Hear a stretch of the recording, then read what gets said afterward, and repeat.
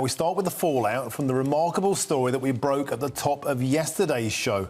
A primary school in East London shut after what it described as escalating threats against staff. It comes after parents were warned about their children wearing Palestinian flags at the school.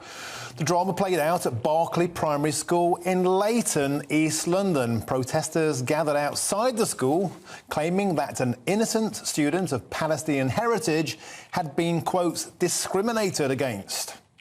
Barclay, shame on you! Barclay, shame on you! Yeah, don't you cry! We will never let them lie! And what does that look like to you? Now, why does that guy need to wear a mask like that? Well, the school said a letter was sent to 8 families out of a school of 1,325 students, warning that inappropriate comments made at school, including extremist or divisive comments, would result in formal meetings with senior figures at the school. Seems fair.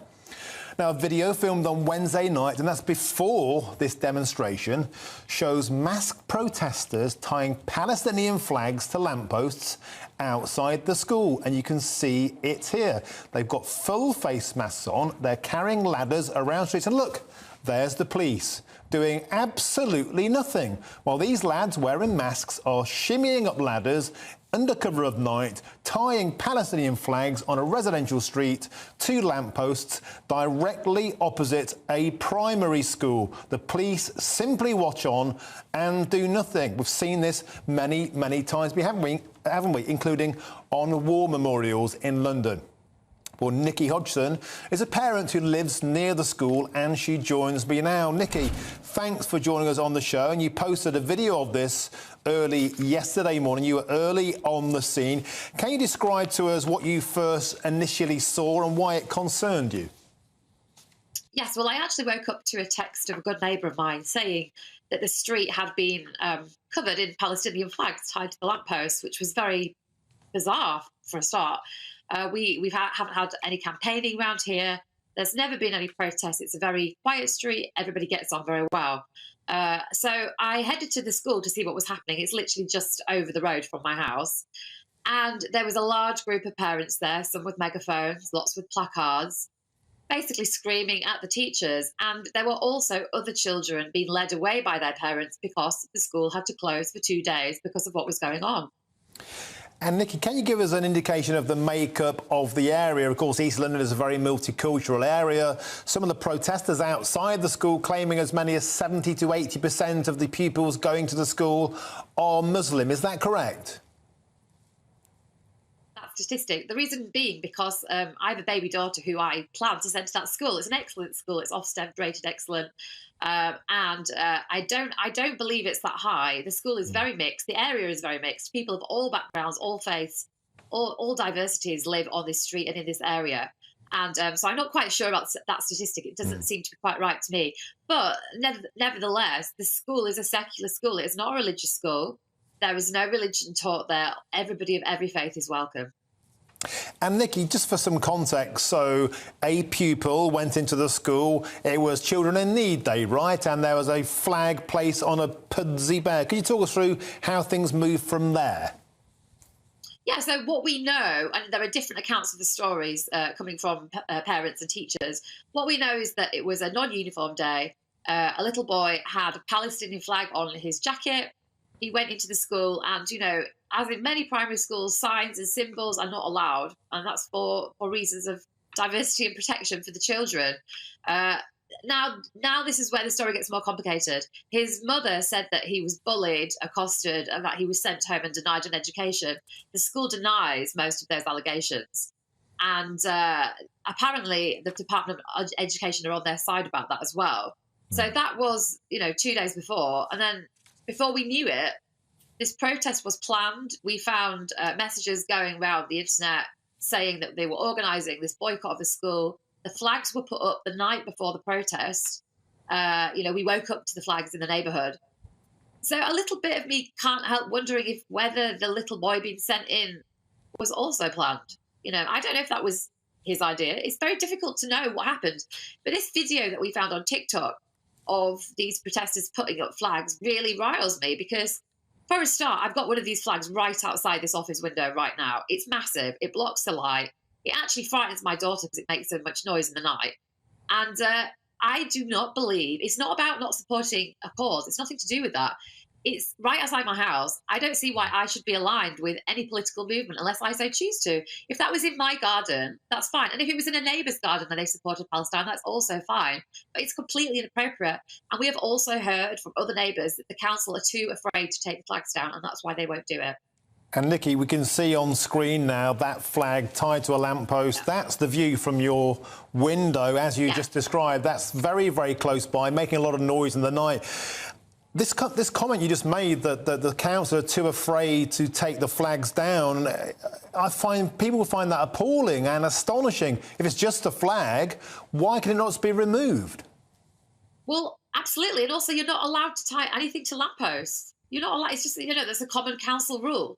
So somebody said to me on the internet when they were arguing with me, they said, would it make a difference if it was a Ukraine flag because I'm a known supporter of Ukraine? And I said, no, because it would still be an obstruction and it's not fair on the population of the street. You don't know what anyone believes.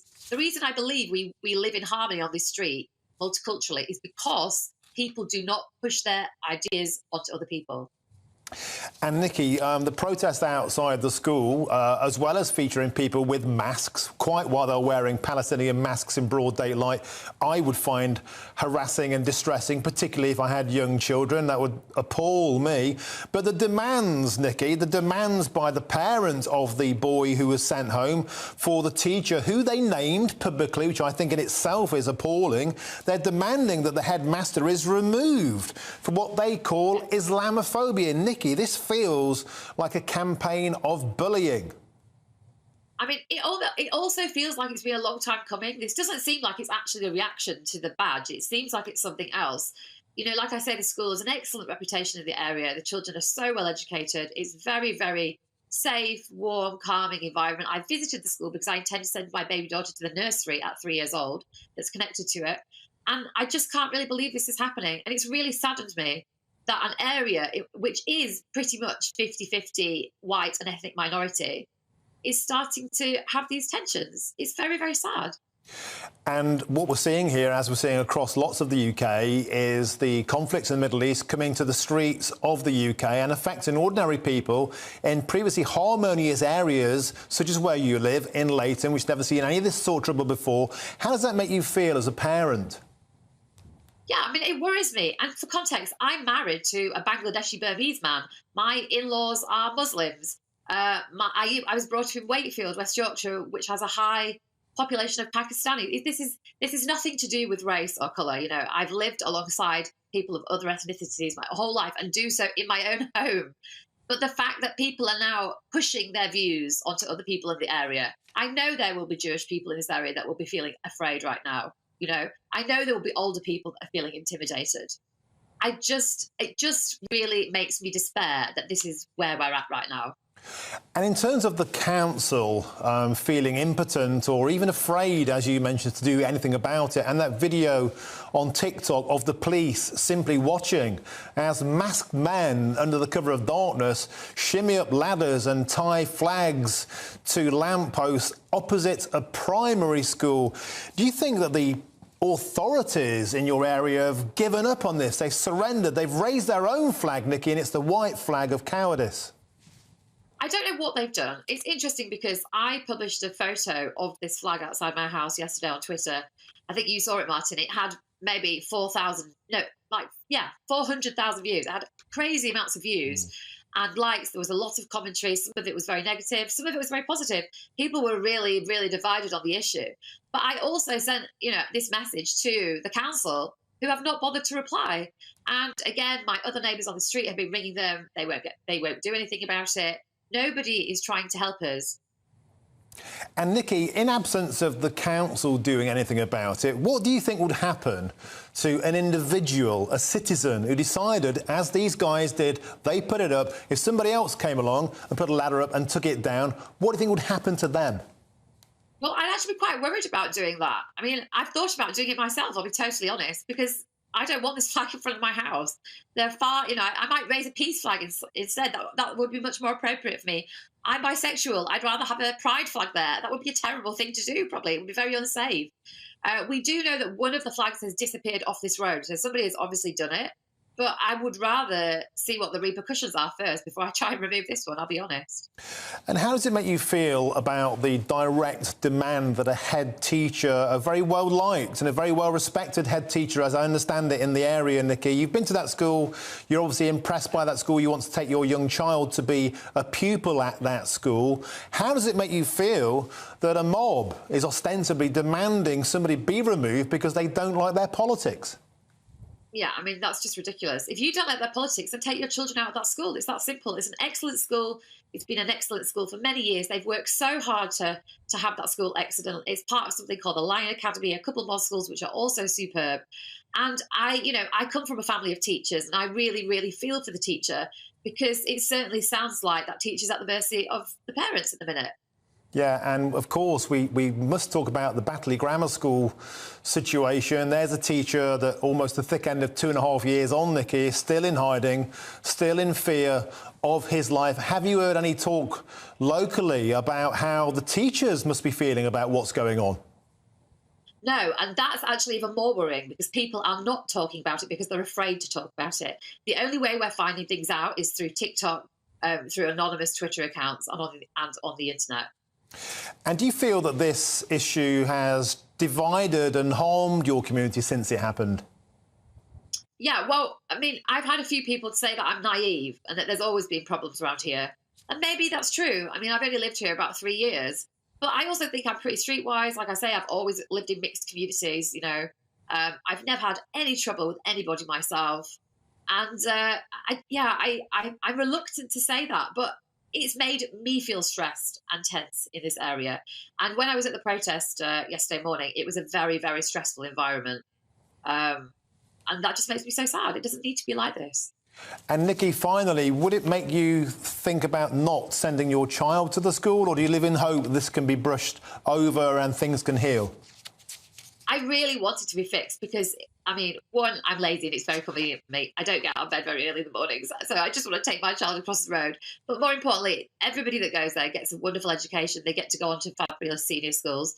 And, personally, I'd rather just become involved with the school. Maybe I could sit on the PTA council or something like that, because I'm used to having multi-faith dialogues as I do with my own family, So I think it's very important that we work through these issues. OK, Nichi Hodgson, thank you for having the courage to speak out, and thank you for coming on the show, and thanks for sharing your experiences with us. It means a lot. Thank you very much, and Merry Christmas to you.